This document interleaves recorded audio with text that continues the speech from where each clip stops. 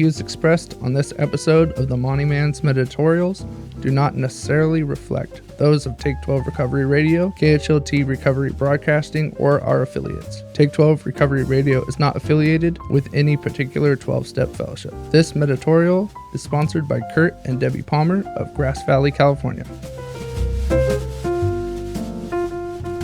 Well, greetings, everyone. I am your host, the Monty'man, as always, for this week's Monty'man's Meditorial. This one's entitled, Should I Stay or Should I Go? Well, most of us have realized at an early age that in order for our families to thrive, we must work for a living. Bring home the bacon, if you will. We learned this by watching mom or dad get up early and prepare for their day to go to work. In many homes, we might have been at school while our parents were working hard to provide for our families. As in any job, there's going to be frustrations. And as young children, we seldom knew of the difficulties our parents faced throughout their workday. We may have been oblivious to the challenges, the personalities, and the toil mom and dad had to maneuver in order to provide for us. At some point in our young lives, we gained employment and learned very quickly that hard work paid off, and that we too would be certain to face challenging times in our day at our job. But as we grew and we developed goals that would hopefully launch us into the careers of our choice, we walked through doors that didn't always open up to kind employers that had our best interests at heart. In fact, they may have been passive-aggressive stick-in-the-muds with only their own agenda at the forefront of their minds. They may have been abusive or neglectful, or they may just not be available at all as they sat in their high-back leather chairs behind the sacred doors of their high-rise office, or torn and tattered swivel chair in the on-site modular building that they barked their orders from. Or perhaps you have been fortunate enough to have employers that were kind, affirming the good work you accomplished. They worked with you, not over you. They may have been firm at times when needed, but never harsh. They were true leaders, and it was a joy to be in their employ. It's humorous to note that either we find a job that pays extremely well with bosses that are unreasonable and cruel, or we work for employers that are incredibly giving and thoughtful, but the pay, well, quite frankly, just doesn't pay the bills. Most of us will have had jobs that reflect a variety of all these things. Well, today I want to address what to do when the job you love becomes the job you loathe. I mean, what happens when the career you dreamed of comes crashing down around you and you lose the joy and fulfillment you once gained from your work?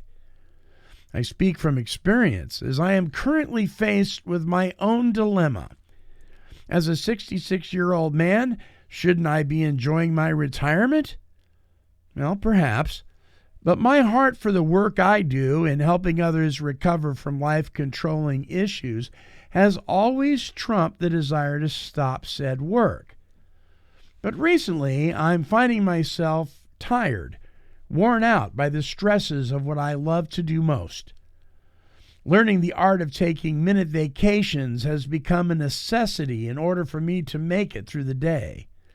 Long hours with little help in an emotionally demanding position will take its toll on anyone. So what is to be done? Well, as I see it, there's only two choices. Either I resign and leave the career and people I love dearly in my rearview mirror, or I press on and continue to the point of possible burnout. And then what? Well, to tell you the truth, I haven't decided as of yet what to do. So I continue to lean on God for my strength, my serenity, and my direction. None of my frustrations are unresolvable with the good Lord as my captain.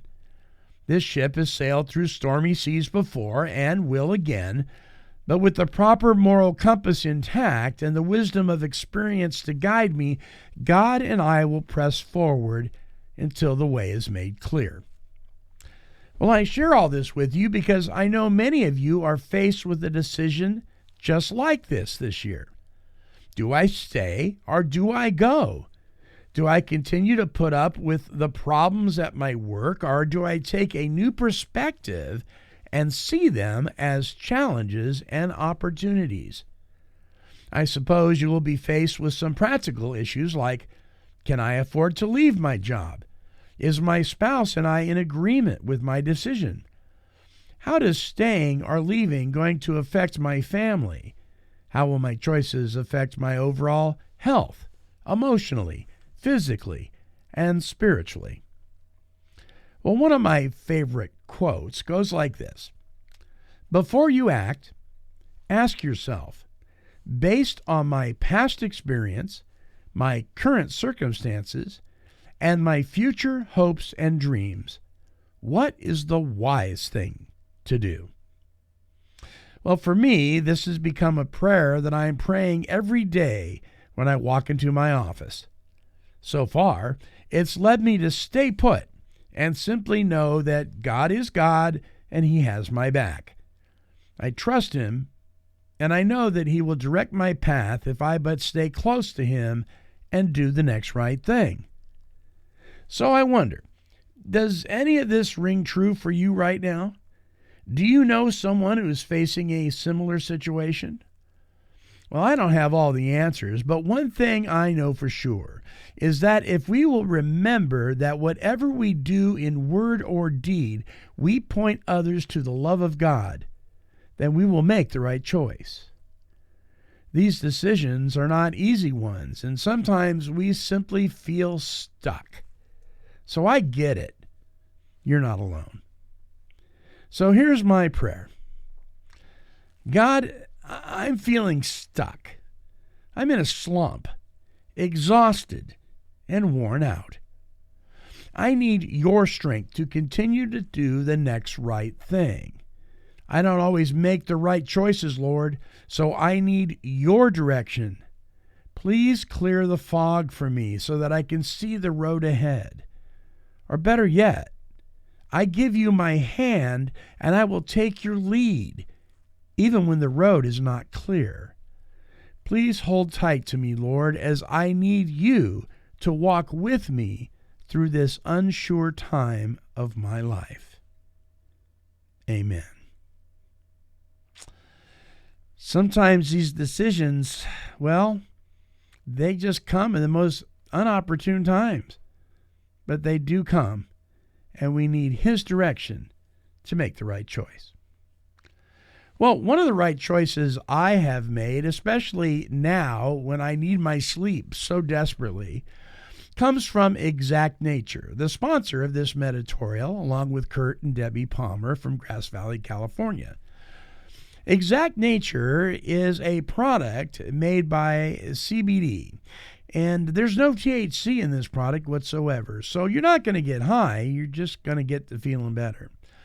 I use the Z's product. This is a product that helps me get the sleep that I so desperately need with my demanding job. If you're having trouble sleeping or just having trouble being calm, you might want to check out Exact Nature. It is a completely holistic CBD product created, manufactured, and developed by two men in recovery for people in recovery. So visit their website at exactnature.com. And if you will use the discount code TAKE12, that's T-A-K-E and the number 12, you'll receive a 20% discount off your order. Exact Nature. Exactly.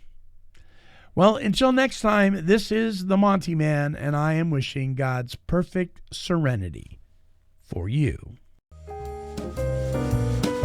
This has been a broadcast of Take 12 Recovery Radio and KHLT Recovery Broadcasting.